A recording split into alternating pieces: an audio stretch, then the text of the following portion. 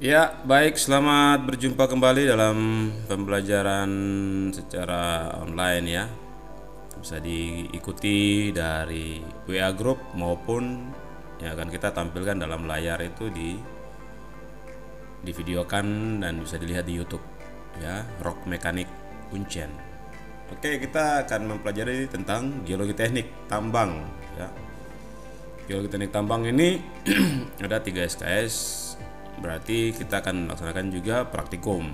Jadi perkiraan nanti sebelum Desember kita sudah mengikuti praktikum ya.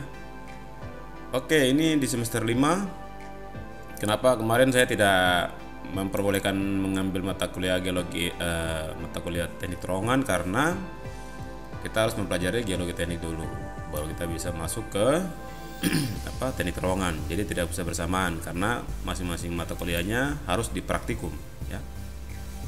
Oke, semester 5 dan kita bisa lihat langsung di itu bukunya kemarin saya sudah suruh kalian lihat dan bisa diperbanyak ya untuk materinya, dan silakan diikuti. Ini saya tampilkan bukunya yang sudah saya PDF-kan. Nanti tinggal kalian ikuti dari bukunya ya. Oke, jadi dalam buku itu ada materi-materi yang akan kita pelajari selama waktu yang ada ini sampai nanti di bulan Desember, atau mungkin kita maksimumkan di Desember, kalau tidak bisa lewat ke Januari 2021 ya. Ya, kita di sini daftar isi materinya, yaitu adalah bab pertama pendahuluan, itu tujuan mempelajari ketidakmantapan lereng, macam-macam ketidakmantapan.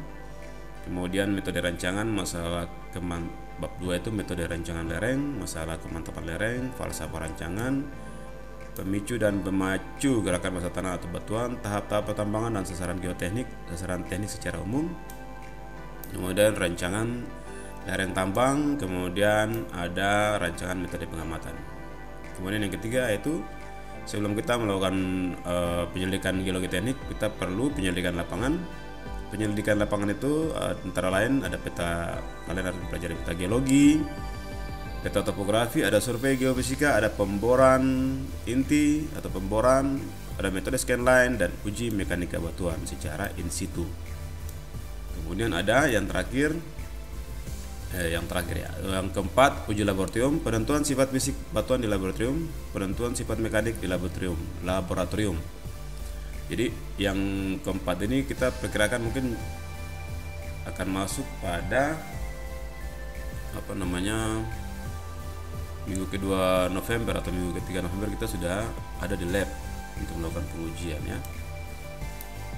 Kemudian ada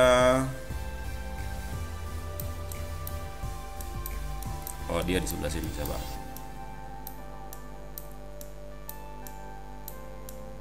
Ada yang kelima adalah teknik stereonet, yaitu bagaimana kita melakukan teknik stereonet untuk melakukan penggambaran struktur batuan pada jaring Smithnet. Kemudian ada longsoran bidang. Jadi kita akan mempelajari jenis-jenis longsoran. Ada longsoran bidang, kemudian ada longsoran baji, bab 8 longsoran guling, longsoran busur, dan longsoran buckling. Kemudian ada berikut, yaitu kita akan melakukan permodelan lereng. Bagaimana merancang lereng yang baik dengan permodelan numerik. Mungkin kalian sudah ada yang sudah melaksanakan permodelan numerik ya. Mencoba-coba kemarin itu di materi perencanaan tambang, itu kemarin ada yang sudah menggunakan permodelan numerik, slide dan program slide ya di komputer ya. Yaitu bagian dari model numerik. Tapi nanti kalian akan pelajari secara detail numeriknya itu dalam buku ini atau dalam materi ini. Oke, gitu ya. Kemudian yang ke-11, yang ke-12 adalah analisis numerik. Setelah itu ada permodelan lereng ya. Permodelan lereng, bagaimana membuat permodelan lereng di suatu bidang sistem discontinuity atau kekar atau joint. Kemudian ada presentasi matriks batuan, ada representasi dari kontak, prosedur perhitungan, dan pemrograman dengan program komputer ini yang lama ya, pakai UDEC. Kita sekarang bisa pakai yang terbaru, bisa pakai slide atau program-program yang berbasis komputer ya, untuk menganalisis kemantapan lereng. Kemudian ada klasifikasi massa batuan. Kemudian ada perkuatan lereng. Yang bab terakhir, bab 16 adalah pemantauan ya. Pemantauan itu bagaimana setelah kita melakukan pembuatan lereng, selesai dibuat lereng, kemudian kita harus memantau apakah lereng itu dia ada displacement atau pergerakan ya, atau perpindahannya atau tidak. Itu perlu dilakukan pemantauan dengan memasang instrumen pemantauan di lereng ya.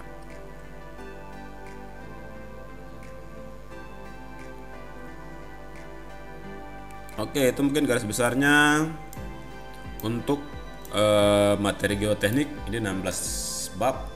Semoga bisa kita ikuti secara cepat ya, dan kalian bisa memperoleh informasinya di mana saja, karena sekarang sudah bisa diakses dimanapun kalian berada, bisa diakses untuk hal-hal yang perlu kalian ketahui atau ingin ketahui lebih dalam. Nanti bisa disampaikan di di WA group ya. WA group itu kalian bisa ya, kita bisa berdiskusi di situ. Oke, kita masuk langsung ke materi yang pertama ya. Langsung saja. Oke, ini bab 1 pendahuluan ya. Jadi bab 1 pendahuluan itu kita akan mempelajari ketidakmantapan lereng ya. Ketidakmantapan lereng itu, jadi geoteknik untuk tambang ini khusus kita materi kuliahnya ini berbicara tentang lereng ya. Lereng. Nanti kalau di teknik terowongan itu baru ada geologi teknik untuk untuk terowongan. Jadi makanya kita pelajari dulu geoteknik yang semester 5 ini, sehingga kita bisa mendapatkan ada sedikit ilmu untuk mempelajari nanti teknik terowongan di semester 7. Oke. Jadi tujuan diperlukan pemantapan lereng di sebuah tambang. Jadi namanya geologi teknik. Geologi ya. Kita bicara dulu tentang geologi ya. Geologi teknik. Geologi itu ilmu yang belajar tentang bumi. Geo dan logos ya. Jadi bumi itu ada apa saja? Bumi itu ada batuan, air, tanah ya, udara ya. Jadi semua faktor-faktor geologi ada di dalam bumi ya. Atau bumi itu geologi itu adalah ilmu yang belajar tentang bumi ya. Proses terbentuknya batuan ya, proses terbentuknya tanah ya, itu adalah proses geologi. Kenapa batuan itu tidak kompak, kenapa ada yang batuannya hancur, lapuk, itu semua karena proses geologi ya. Makanya kenapa dibilang geologi teknik. Jadi kita akan membuat cara penanganan yang dapat membatasi gaya-gaya atau yang terjadi karena proses geologi, seperti patahan dan lipatan, kemudian pergeseran, ada sesar naik, sesar turun. Itu dalam geologi struktur ya. Geologi struktur itu sehingga batuan-batuan yang dulu kompak itu karena adanya faktor patahan itu atau faktor geologi, struktur geologi itu, batuannya menjadi lemah ya. Sehingga kalau kita merancang lereng tambang itu bisa berpotensi juga membahayakan. Oke, kita baca di sini dulu ya. Jadi aktivitas manusia yang berhubungan dengan penggalian penimbunan akan selalu menghadapi permasalahan dengan lereng ya. Berupa lereng kerja, working slope maupun lereng akhir, final slope. Dalam lereng tersebut dianalisis kemantapannya untuk mencegah bahaya longsoran di waktu-waktu yang akan datang, karena menyangkut keselamatan kerja, keamanan peralatan dan harta benda serta kelancaran produksi. Jadi perusahaan tambang atau perusahaan besar lebih menekankan kepada keselamatan kerja, karena output dari keselamatan kerja ini akan menyebabkan produksi semakin meningkat. Jadi kalau tidak sehat, orang-orangnya kerja, maka produksinya juga menjadi makin berkurang. Jadi makanya perusahaan itu menerapkan keselamatan kerja yang tinggi.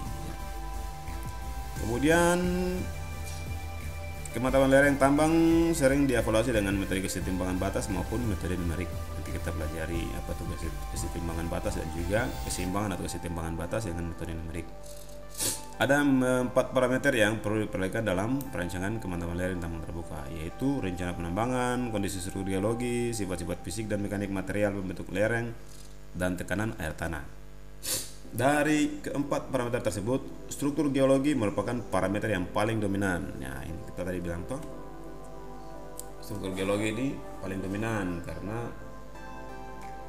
kita harus mempelajari perilakunya. Ada yang patah ya,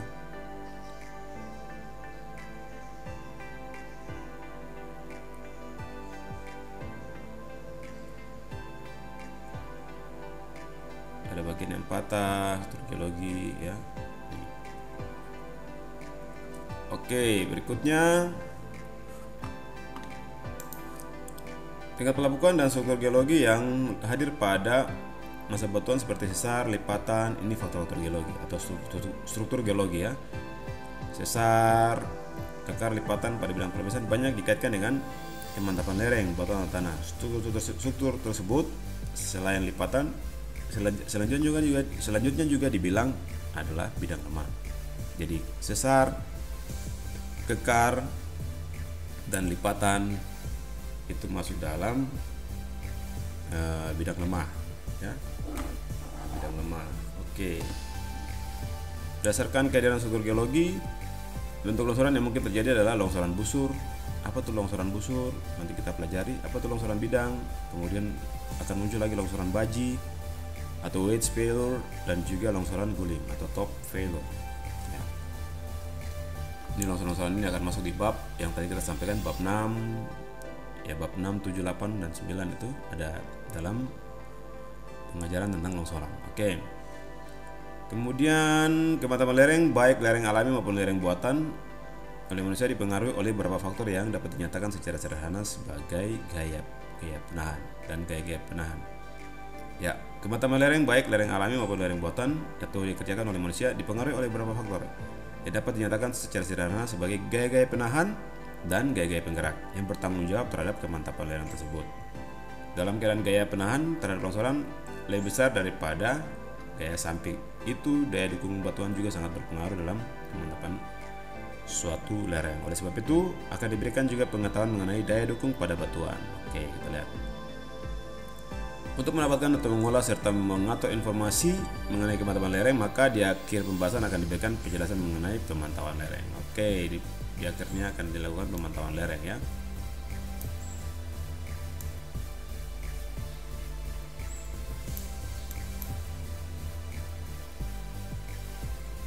Oke, ini adalah contoh salah satu teknik. Nanti kita akan membuat stereografis. Dari stereografis ini kita akan input bidang-bidang di lerengnya itu, maka kita akan mengetahui kira-kira lereng tersebut itu akan ada potensi longsoran apa.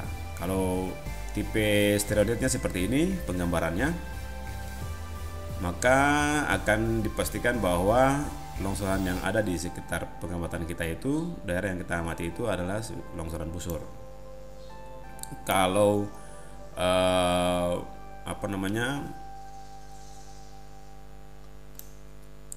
kalau dia seperti ini stereodetnya, maka akan ada potensi longsoran bidang. Nanti kita pelajari di longsoran bidang. Kemudian kalau dia model stereografisnya seperti ini, bisa kita gambar secara manual dan juga bisa menggunakan program DIPS ya untuk menentukan stereonet, untuk menentukan perhitungan secara kinematika untuk menentukan longsorannya, jenis longsorannya. Jadi ini kalau tipe seperti ini adalah tipe baji ya. Kemudian kalau tipe stereonetnya, penggambaran stereonetnya atau data-data bidang yang kita dapat di lapangan, kemudian kita plotting di dalam stereografis ini, stereonet, maka kalau modelnya seperti ini, maka ini bisa kita lihat akan mempunyai potensi seperti longsoran guling. Oke, nanti tinggal masukkan syarat-syaratnya, data-datanya yang kita butuhkan untuk ini penggambaran ini, kemudian kita lihat hasilnya seperti ini. Akan kita memberikan, jadi gambar ini akan memberikan informasi bahwa akan di daerah tersebut akan ada longsoran tipe ini. Jadi ini adalah longsoran busur. Oke, jadi longsoran busur dari Hülkenberg tahun 81. Oke, ini setelah satu gambaran tentang informasi struktur geologi dan evaluasi jenis longsoran yang mungkin terjadi. Nah, ini adalah suatu gambar. Jadi saya kasih besar aja. Jadi ini adalah gambar pit ya, open pit ya. Open pit itu adalah tambang terbuka yang dibuat dengan berbentuk pit kayak apa nih, kayak kuali ya. Oke, jadi dari setiap pit-pitnya ini, dari setiap gambaran gambaran tambang ini, masing-masing tempat ini sudah diplot ya. Di daerah sini ada longsoran apa, di sini ada longsoran longsoran baji. Kelihatan dari stereonetnya ini ada longsoran baji. Kemudian di sini juga ada longsoran baji. Ya, di sini juga ada longsoran baji. Jadi potensinya potensi baji. Ya. Ada juga yang daerah potensial. Di sini ada potensial untuk yang longsoran bidang. Kemudian di sini ada potensial juga yang longsoran failure. Jadi gambarkan dari data stereonetnya. Jadi kita bisa gambar. Kemudian yang bagian sini diinformasikan bahwa ada daerah yang stabil ya, tanpa ada longsoran. Nah, bisa diploting seperti ini ya. Kemudian ada macam-macam, kita masuk ke macam-macam ketidakmantapan. Ketidakmantapan itu artinya dia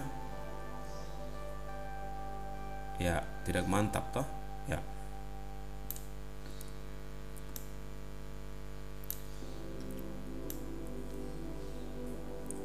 Berapa hal yang perlu diketahui, dipelajari dan mengerti sebelum menghayati falsafah rancangan lereng tambang adalah klasifikasi gerakan massa tanah. Jadi klasifikasi massa tanah itu ada bermacam-macam. Ada yang kita cepat-cepat saja menurut Pak Purbo Hadi Wijoyo tahun 92, gerakan tanah itu dapat diklasifikasikan sebagai berikut. Ada longsoran atau sliding. Sliding ini terjadi pada material apa saja? Material yang kurang rapuh. Kemudian terjadi pada sepanjang satu atau beberapa bidang luncuran. Bisa berupa rotasi atau translasi. Oke. Rotasi itu kayak berbentuk busur, translasi seperti dia terguling ya. Ya, kemudian ada runtuhan atau falling.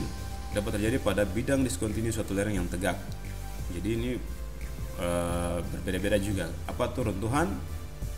Jadi kalau pada tanah itu dia tidak akan mengalami runtuhan, tapi dia mengalami rotasi ya. Kemudian ada rayapan, lapisan lunak atau gulingan blok. Ya, ini terjadi pada batuan-batuan ya, runtuhan. Kemudian ada amblasan atau subsidence, gerakan tanah vertikal berupa penurunan muka tanah karena kompaksi atau hilangnya air tanah. Jadi kalau kalian lewat di jalan tiba-tiba ada tanah yang turun itu bisa jadi karena adanya penurunan muka air tanah atau air tanahnya hilang. Kemudian daerah-daerah yang itu terkompaksi, artinya sudah ditekan dan air tanahnya keluar air tanahnya hilang dan pori-porinya tertutup kembali dan tanahnya menjadi turun atau subsidence. Kemudian ada rayapan. Rayapan ini gerakan yang kontinu yang relatif lambat disertai bidang rayapan yang tidak terlihat jelas. Jadi ini juga salah satu gerakan tanah yang cukup berbahaya. Dia lambat tapi pasti ya. Rayapan itu bisa terjadi pada tipe-tipe tanah-tanah yang lunak ya. Lunak dan mempunyai pori-pori yang sangat kecil. Jadi lambat laun, dia bergeraknya lambat, cuma nanti akan terjadi itu dia bergerak, dan pergerakan itu bisa dikatakan cukup berbahaya karena semakin lama dia pergerakannya semakin besar atau ada bidang-bidang kontinunya yang semakin besar, maka akan terjadi longsoran yang begitu besar juga. Oke, ada aliran flow yang berasosiasi dengan material air atau udara dipicu oleh gerakan longsoran sebelum disertai kecepatan yang bisa sangat tinggi. Ya. Jadi ada aliran seperti material air atau udara yang mendorong material sehingga meluncur dengan kecepatan yang sangat tinggi. Jadi untuk sebuah gerakan tanah itu dipengaruhi oleh beda tinggi. Jadi kalau tidak ada beda tinggi, tidak ada aktivitas pergerakan. Jadi mengikuti juga gravitasi. Kemudian ada gerakan dengan bidang gelincir lengkung. Landatan atau slam, unit yang langsung mengalami rotasi di bidang gelincirnya. Terjadi loose material atau batuan yang berlapis. Oke, gerakan kompleks. Gerakan kompleks atau kompleks movement.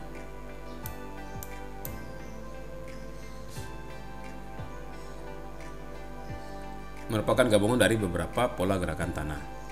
Oke, kemudian ada gejala umum terjadinya longsoran, munculnya retakan-retakan di lereng yang sejajar dengan arah bidang tebing. Nah, ini berbahaya nih. Jadi kalau ada lereng yang sejajar, pokoknya kayak begini, ya. Artinya sejajar itu dia, kalau kalian punya lereng, ini lerengnya.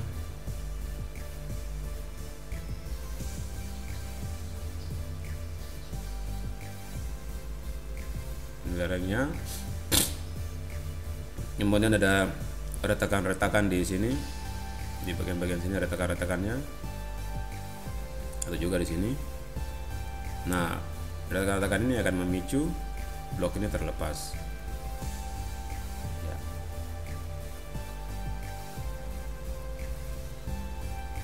Di samping gaya berat dari atas, kemudian ada kemiringan lerengnya. Jadi kalau semakin besar lerengnya, makin besar sudut lerengnya, makin berpotensi juga terhadap longsoran sebuah bidang atau nanti bisa jadi baji ataupun guling, longsoran guling. Nanti kita lihat dari tipe-tipenya ya, tipe longsoran. Kemudian biasanya terjadi setelah hujan. Jadi hujan bisa masuk dalam celah-celah ini dan mendorong blok ini untuk jatuh. Munculnya mata air baru secara tiba-tiba. Jadi kalau ada, kalian lihat di lereng ada tiba-tiba muncul mata air yang baru, itu kalian harus berhati-hati karena itu ada potensinya atau muncul gejala umum terjadinya longsoran. Kemudian ada tebing yang rapuh dan kerikil mulai berjatuhan. Nah, itu juga berpengaruh. Ini gambarnya nggak jelas, nanti kalian bisa lihat sendiri gambarnya dari akses yang lain. Kemudian ada longsoran guling, batuannya terguling ke bawah. Kemudian ini ada longsoran baji berbentuk baji ya. Kalau kita bisa lihat di sini ada kayak bentuk baji. Ya, ini baji.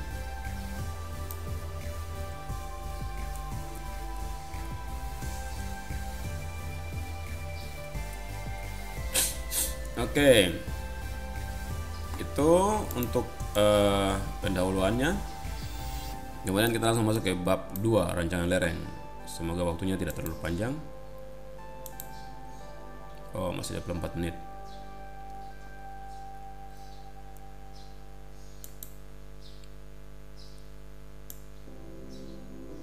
Oke, metode rancangan lereng, masalah kemantapan lereng. Jadi masalah kemantapan lereng ini terjadi pada daerah-daerah yang Kalau di tambang itu ada open pit maupun open cut ya. Kemudian ada juga masalahnya di stockyard atau penimbunannya, itu juga masalah tentang lerengnya, karena kita stok ya, materialnya yang kita tambang itu di stockyard, sehingga akan membuat sebuah akan ditimbun lama-lama timbun naik. Jadi ditimbun semakin banyak ya, materialnya ditimbun semakin banyak, akhirnya jadi lereng ya, lereng. Kalau kita timbun ini alat beratnya ditimbun ke sini, akhirnya jadi lereng. Jadi lereng ini harus diatur sudutnya sesuai dengan material yang kita timbun ya. Tidak bisa kita timbun sembarangan, nanti tiba-tiba semakin lama ditimbun tinggi dan longsor dia. Oke. Ada teknik juga kita melakukan penimbunan, tidak bisa ditimbun dengan sembarangan. Jadi oleh karena itu analisis kematian lereng merupakan satu bagian yang penting untuk mencegah terjadinya gangguan terhadap kelancaran produksi maupun terjadinya bencana yang fatal. Oke. Ada dua macam lereng, yaitu ada lereng batuan dan lereng tanah. Ini juga aplikasinya berbeda ya, untuk melakukan rancangan untuk batuan dan tanah. Kita tidak bisa merancang lereng tanah dengan menggunakan rancangan batuan, tidak bisa. Oke, kemudian lereng utama disebabkan oleh faktor hidrologi. Lereng terutama disebabkan oleh faktor hidrologi. Hidrologi itu air, faktor struktur bidang, ini struktur geologi ya, atau lemah batuan. Kemudian masalah kematian lereng pada umumnya tergantung pada faktor berikut: lokasi, arah, frekuensi daripada bidang-bidang lemah. Bidang-bidang lemah tadi apa yang tadi kita sebutkan adalah kekar ya, sesar ya, dan lain-lain. Kemudian ada tegangan alami pada masa batuan, tegangan-tegangan yang ada di masa batuan atau tanah. Jadi tegangan-tegangan itu bisa kita ukur nanti, bisa ya. Konsentrasi lokal dari tegangan, kemudian karakteristik mekanik dari masa batuan atau tanah. Iklim terutama hujan atau daerah tropis ya, ini hujan juga berpengaruh ya. Air hujan masuk ke dalam celah-celah apa namanya?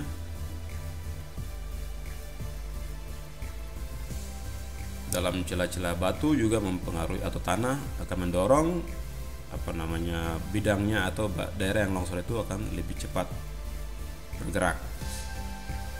Kemudian geometri lereng juga sangat berpengaruh ya terhadap kemataman lereng ya. Kalau kita buat lerengnya terlalu tinggi ya, lerengnya tinggi sekali nih, lerengnya tinggi sekali ini, dengan sudut yang terjal, tapi di sini materialnya yang kurang baik atau tidak kuat sifat materialnya, maka bisa terjadi kalau hujan yang sangat deras ya.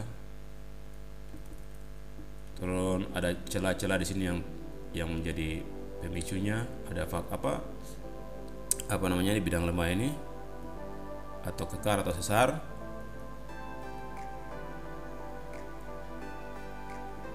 Masuk dari sini, hujannya masuk dan ini bisa terlepas blok ini ya. Oke, jadi itu faktor-faktor yang juga cukup mempengaruhi kemantapan lereng.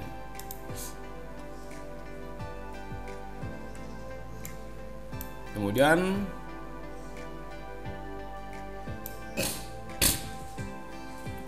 maaf saya lagi flu nih.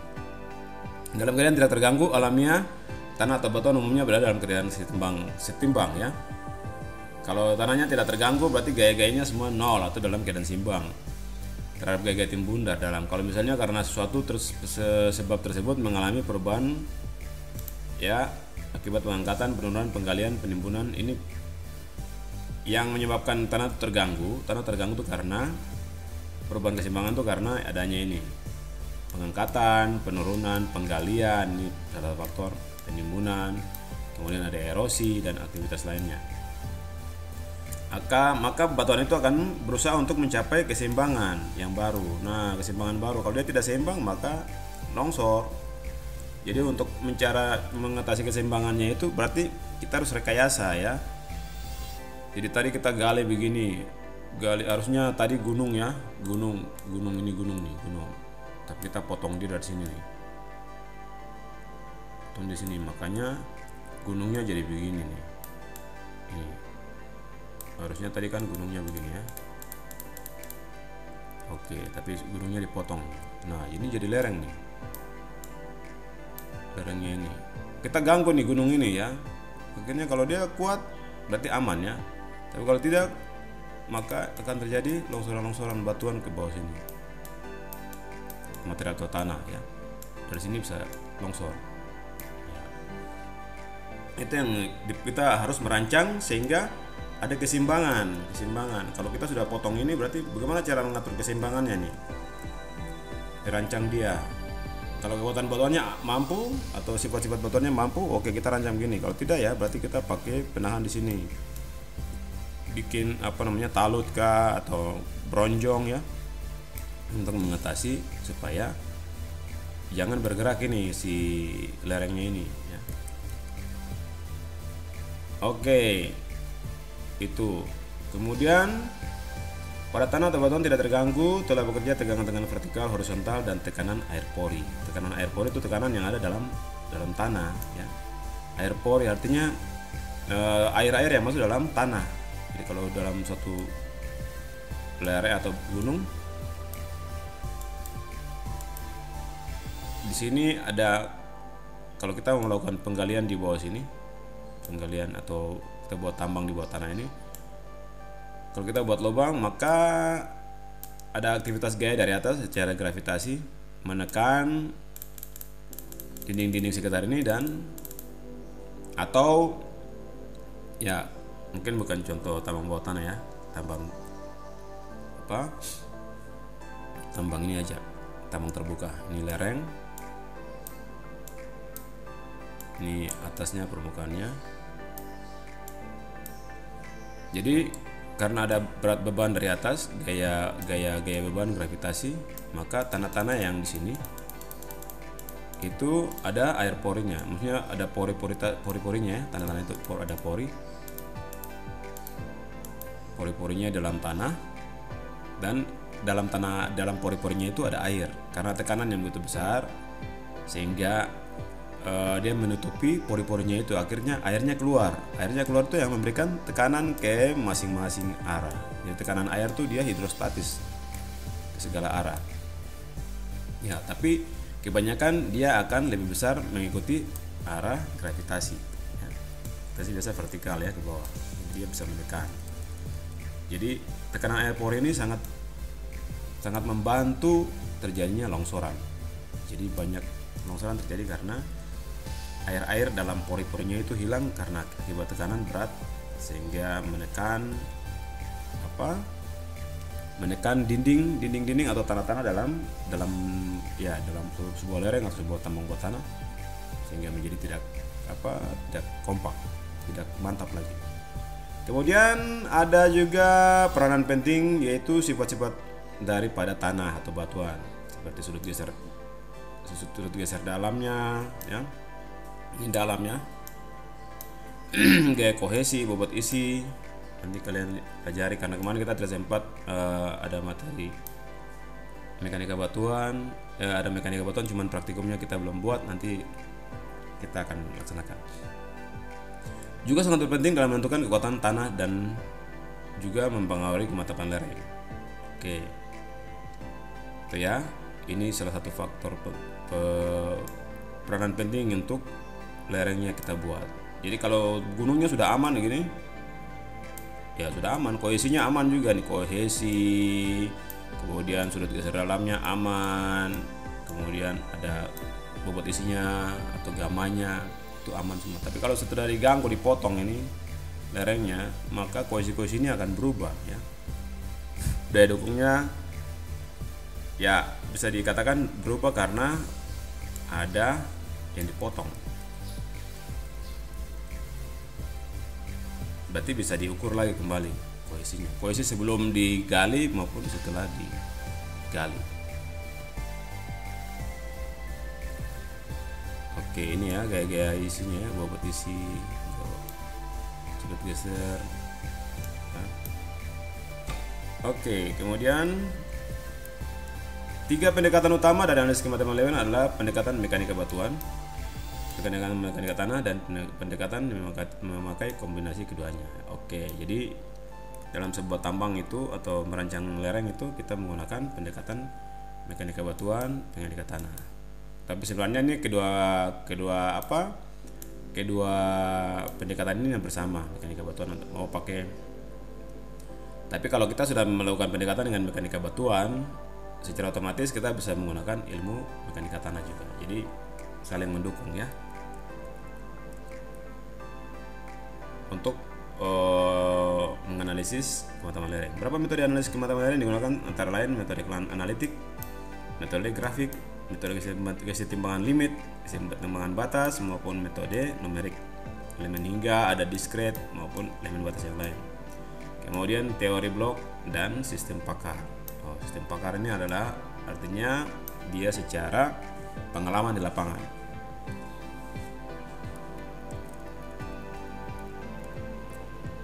Oke, kita lihat lagi berikutnya. Dalam menentukan kestabilan lereng atau kematapan lereng dikenal istilah faktor keamanan atau safety factor ya. Safety factor ini angka yang dinyatakan untuk menyatakan bahwa lereng itu aman atau tidak ya. Jadi kalau bila faktor keamanannya lebih tinggi dari suatu umumnya lereng tersebut dianggap stabil. Bagaimana menghitung itu? FK-nya itu faktor keamanannya. Itu faktor keamanan atau mereka biasa sebutkan dengan FK. Oke, cara bagaimana menghitung FK? Ya, kita lihat seperti diketahui suatu lereng mempunyai arti manfaat yang besar sekali bagi keselamatan kerja maupun segi ekonomi. Oleh karena itu, para tenaga ahli yang sudah mulai terlibat sejak tahap rancangan awal termasuk penyelidikan geoteknik sampai tahap konstruksi dapat diharapkan bahwa pula para tenaga ahli tersebut tahu permasalahan dihadapi dan keputusan yang harus diambil. Nah, ini kalian sebagai ahli mining engineering ya, mining engineer atau engineeringnya tambang harus bisa merancang dan mengetahui kondisi lereng itu aman atau tidak. Bagaimana caranya? Ya, kita lakukan penyelidikan dan pengukuran ya, dengan teknik-teknik yang kita belajar dalam buku ini atau materi geoteknik ini. Oke, fase perancangan. Ya, ini menurut Mining Geotechnic Slope Stability for Surface Mining, Key Center for Mines, Universitas of New South Wales. Kita bisa mempelajari tentang klasifikasi gerakan massa tanah yang tadi sudah disampaikan oleh Purbo Hadi Wijoyo di halaman berapa nih, mungkin tadi sudah terlewatkan. Kemudian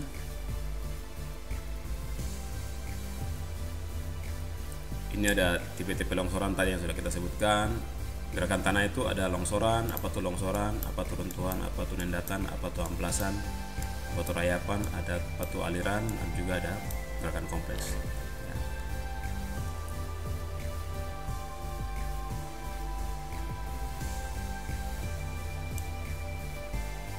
Nah, ini ada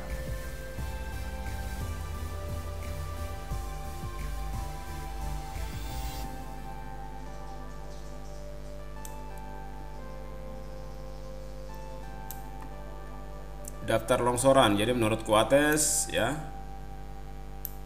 menyumbangkan pikirannya untuk subjek ini. Jadi ini ada pengertian-pengertian tentang longsoran, kategori longsoran.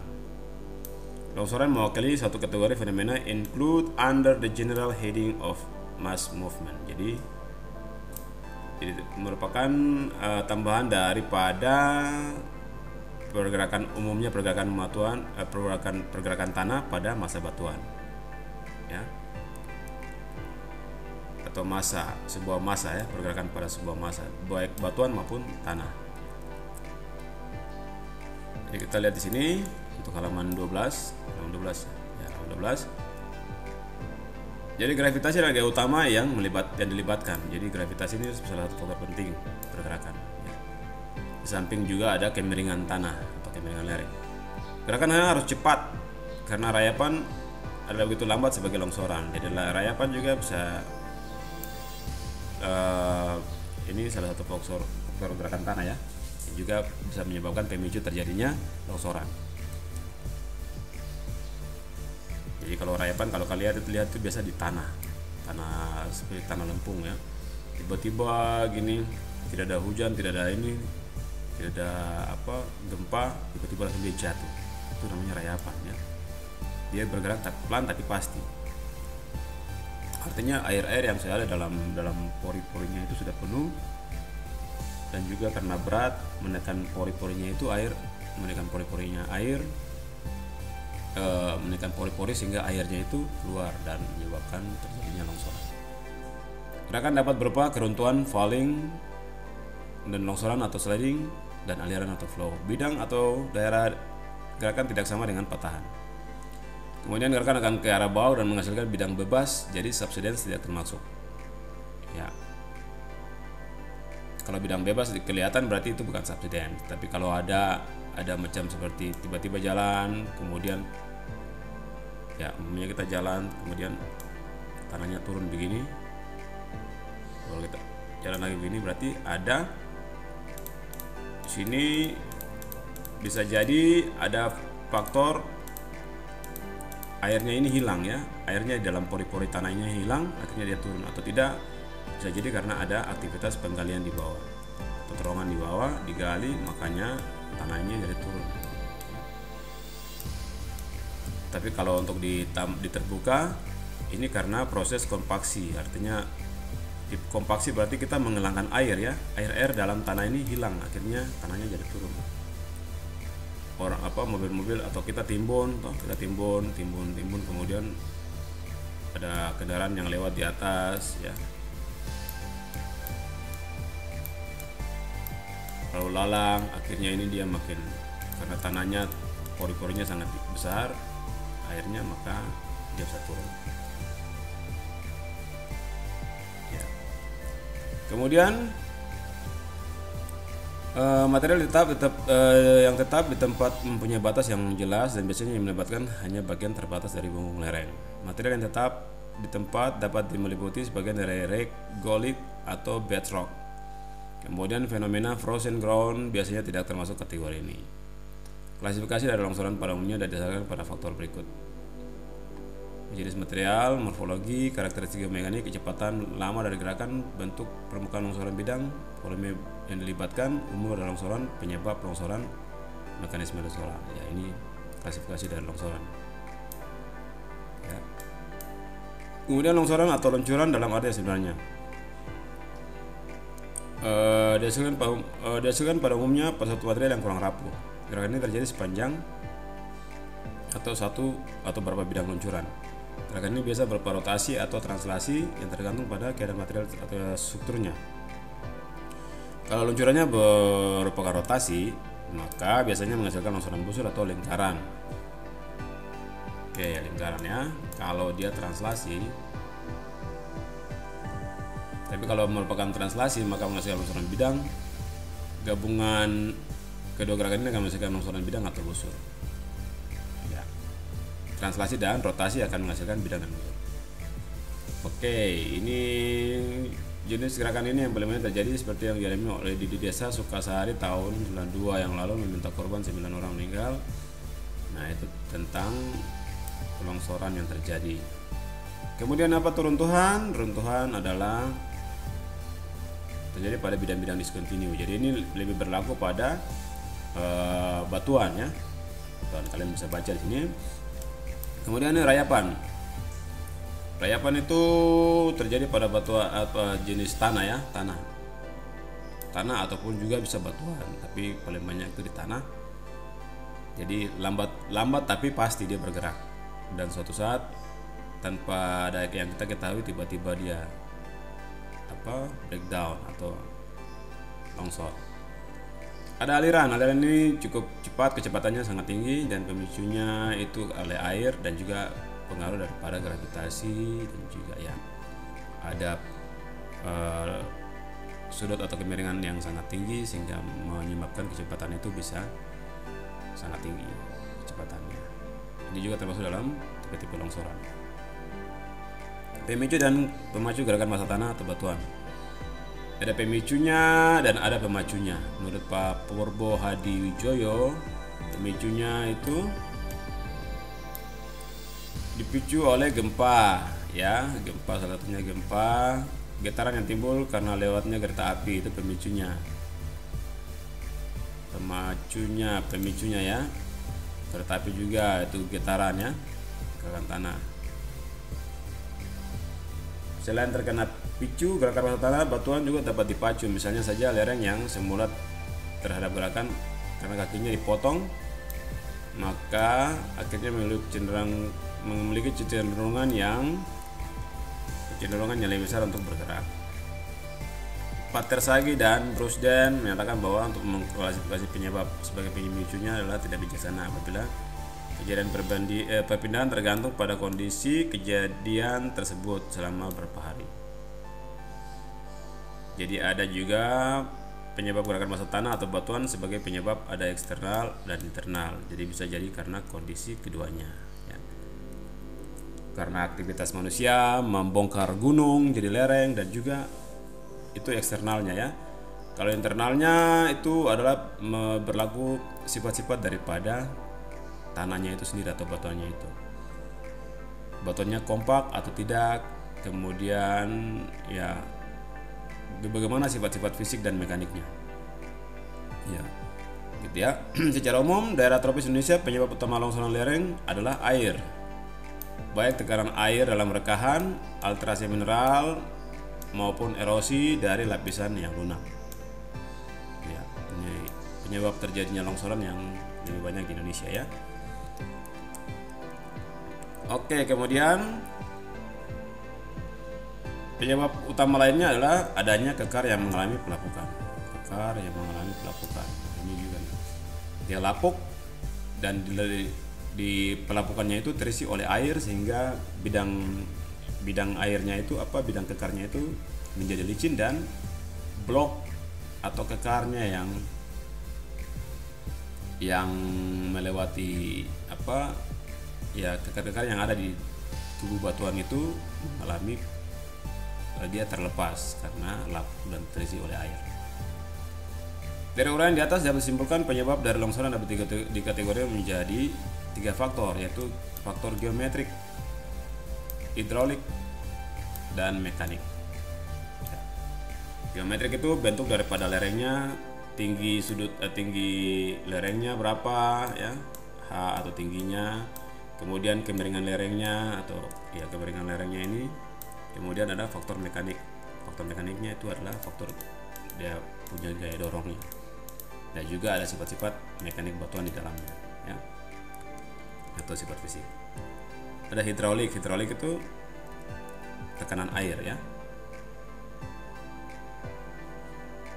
Oke, kita lihat lagi. Nah, ini penyebab gerakan massa tanah menurut Tersagi tahun 50 dan Pak Brusden tahun 79. Penyebab eksternalnya itu karena perubahan geometri lereng, pembebanan, ada shock dan vibrasi, ada getaran, penurunan muka air tanah karena kita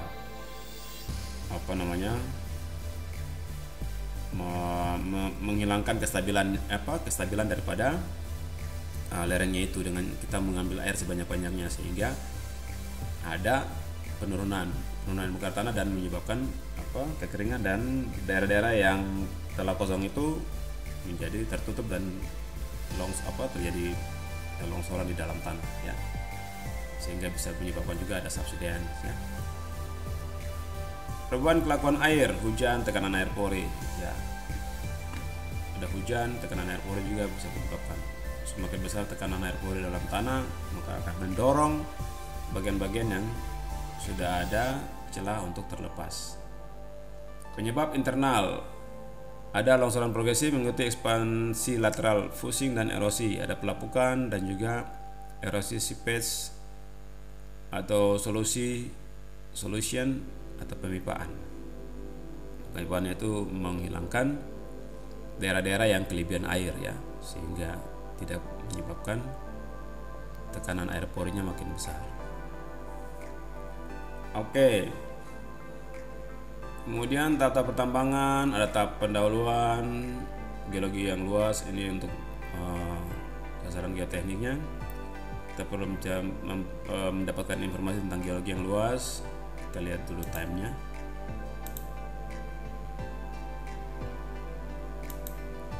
Kemudian mengetahui model geologi memberi petunjuk pada pemakaian sistem penambangan yang berbeda, memberikan masukan geoteknik pada eksplorasi. Ya, ini adalah falsafah rancangannya ya. Kemudian geoteknik pendahuluan, sampling hidrologi dan uji penyusunan model dasar geologi teknik untuk penyelidikan eksplorasi. Jadi kita eksplorasi dulu untuk mendapatkan data-data sampling untuk dapat data airnya dan juga data-data fisiknya, sifat fisik dan mekanik daripada batuan. Kemudian memberi perancangan lereng secara detail. Open pitnya itu kurang lebih 5 derajat sampai 10 derajat. Kemudian strip mine-nya itu mempunyai sudut adalah 10 derajat.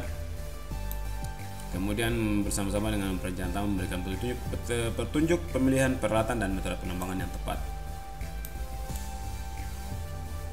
Jadi penyelidikan geoteknik dan hidro dilakukan secara rinci disesuaikan dengan alat dan metode pertambangan. Ya. Kemudian open pit itu sudut overallnya adalah sekitar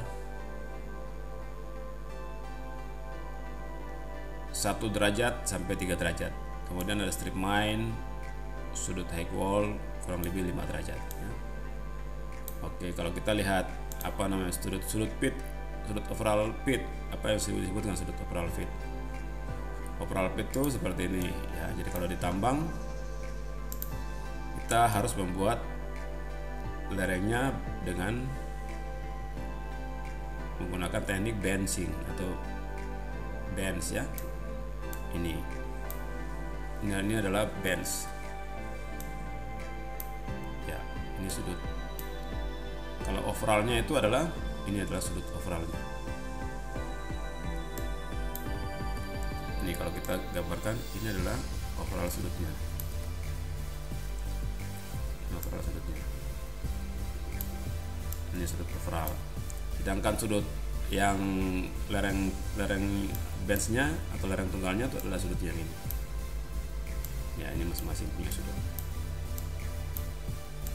Jadi dirancang sudut lereng ini harus sesuaikan dengan jenis material batuan ataupun tanah di situ. Kita tidak bisa merancang membuat lerengnya harus begini, membuat lerengnya sudutnya begini. Bisa saja kita bisa merancang lerengnya sudutnya ke sini, ya. Atau bisa lebih tegak lagi sesuaikan dengan batuannya. Itu nanti sesuai dengan fungsinya. Kenapa kita harus membuat ini dan juga kenapa harus tegak dan ya. Sudutnya bisa mencapai lebih besar dari 45 atau 60 derajat tergantung daripada tipe batuannya yang ada di situ. Jadi kita bisa merancang. Silakan kalian nanti merancang ya. Kita akan belajar cara merancang lerengnya. Ya, kemudian ini ada untuk open pit atau batuan keras memberi perancangan lereng secara detail termasuk tinggi jenjang, lebar berm, sudut jenjang, interram, kemudian dan sudut overall pit slope ya. Maksimum pada tiap bagian perancangan tambang. Jadi ada lereng yang tadi kita sudah gambarkan. Ini ada bench-benchnya. Kemudian sini ada lebarnya. Ini lebarnya berapa? Atau lebar bermnya. Kemudian ada interram. Interram itu di antar sini, antara tengah-tengahnya ini ada interramnya. Jadi sepanjang lereng ini ada interramnya. Apakah mau sama dengan bench yang ini ukurannya atau ini mungkin bisa lebih besar atau lebih kecil. Kemudian ada juga tadi overall pit, sudut keseluruhannya. Ini sudutnya keseluruhan, kalau ini adalah sudut lereng-lereng yang dibuat bench. Oke, jadi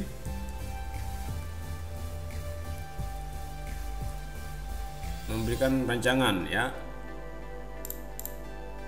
Ya, ada high wall, ada low wall. Jadi high wall bagian yang tinggi, dinding yang bagian atas tinggi. High wall, ini bagian yang high wallnya.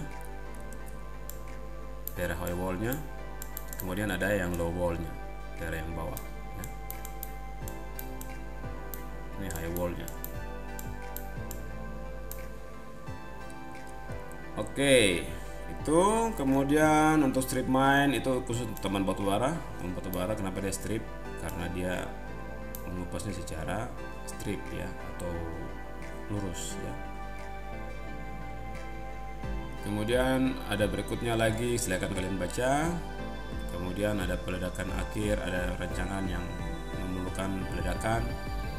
Kemudian penyangga lereng. Kita perlu penyangga lereng apabila lereng-lerengnya sudah tidak mampu menahan itu. Kemudian depresiasi lereng, ya, tekanan yang terjadi pada lereng. Dan perancangan dan melaksanakan rencana hidrogeologi, pemantauan debit aliran air atau bawah air tanah. Jadi tugas-tugas daripada seorang engineering ya. Engineering tambang atau seorang geoteknik. Kemudian ada rancangan secara umum. Secara umum dalam rancangan teknik perlu diperlukan metodologi pemicahan masalah, penilaian situasi, lokasi, kemudian analisis masalah, identifikasi mekanisme dan analisis, kemudian analisis keputusan, perancangan lereng. Untuk merancang lereng perlu dilakukan ini ya, penilaian situasi, kategori, identifikasi mekanisme dan analisis dengan mempunyai contoh yang lebih relevan. Jadi perlu ada rancangan pemecahan masalah dan pembuatan keputusan. Ya, kita lihat sini ada pemecahan masalah dan pembuatan keputusan. Jadi ada penilaian situasi, kategori. Penilaian situasi itu mencapai identifikasi masalah, prioritas, kemudian tahap-tahap perencanaan dan langkah-langkahnya, kemudian ada perencanaan, kemudian gambaran permasalahan, identifikasi penyebab yang mungkin terjadi ya, secara gambarannya, secara detailnya ini. Oke, jadi kalau secara umumnya penilaian situasi menyangkut ini, identifikasi masalah, prioritas, tahap-tahap perencanaan, gambaran permasalahan. Kemudian ada analisis masalah. Analisis masalah ya, identifikasi mekanisme keruntuhan yang terjadi atau keruntuhan analisisnya. Keruntuhan analisis yaitu gambar permasalahan, identifikasi penyebab yang terjadi, evaluasi penyebab yang mungkin terjadi, tentukan penyebab sebenarnya, kemudian melakukan keputusan atau desain lereng ya. Desain lereng berdasarkan data analisisnya ini ya, lerengnya gimana, aman atau tidak, banyak batuannya tidak, ataupun banyak kekarnya, atau faktor geologinya banyak atau tidak, struktur geologinya, kekar, sesar, ada air tanahnya di situ atau tidak. Kemudian jenis tanahnya itu lapuk atau kompak ya, baru kita bisa. Kemudian sifat-sifat batuan atau tanahnya itu bagaimana, sifat fisik mekaniknya. Sifat fisik itu kadar air, porositasnya gimana, bobot isinya bagaimana. Kemudian kalau kuat tekan sifat mekaniknya itu seperti apa, kuat tekannya gimana, bagus ke tidak, kohesinya gimana, bagus ke tidak, sudut keseralannya gimana, bagus ke tidak. Baru kita bisa melakukan keputusan untuk desain lereng ya, lereng. Kemudian setelah didesain lereng, kemudian dia akan dipikirkan lagi analisis masalah yang paling mungkin terjadi nanti setelah lerengnya dibuka ya. Apakah akan ada muncul tipe-tipe longsoran yang lain, tipe di sana tuh apakah dia bisa ada terjadi rayapan, bisa terjadi baji atau bidang, maka perlu juga dilakukan desain atau analisis masalah yang paling mungkin terjadi ya. Kalau kita bekerja di atas lereng, di sini mungkin alat-alatnya yang bekerja bisa menyebabkan getaran, itu juga perlu dianalisis. Kemudian kalau batuan ini tidak kompak atau lapuk, analisis yang mungkin terjadi adalah terjadinya lemparan batuan atau batuannya terlepas ke bawah. Itu juga perlu dilakukan analisis. Jadi di setiap bench-benchnya ini kita perlu ada tempat untuk menahan batuan supaya jangan dia terlepas ke bawah atau ada tangkapan batuan-batuan yang akan longsor. Oke, yaitu kemudian penyebab yang mungkin terjadi, kemudian tindakan pencegahannya itu seperti apa? Ya seperti tadi kita membuat tempat untuk menahan ini atau catching areanya. Kita membuat talut kecil untuk bisa menahan agar tidak terjadi lemparan ke bawah, menyebabkan ada aktivitas orang di bawah sini, bisa menyebabkan gangguan keselamatan. Ya, tindakan sesuai rencana.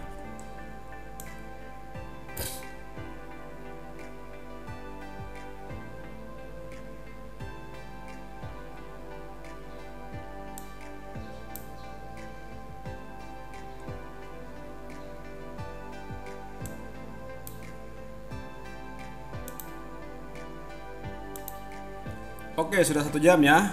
Kita lihat di sini sudah 1 jam. Kita mungkin break dulu untuk materi ini. Materinya ini kita break dulu ya, sampai di halaman berapa tadi? Ini hilang kan? Halaman 19 ya. Kita belum masuk ke sini, rancangan lereng tambang. Oke, nanti kita lanjutkan lagi di video yang berikutnya, video kedua. Oke, sampai di sini dulu untuk materi yang pertama ini. Silahkan dikomentari nanti di videonya, di YouTube-nya ataupun di WA group. Oke, terima kasih untuk kesediaannya mengikuti penjelasan lewat video ini.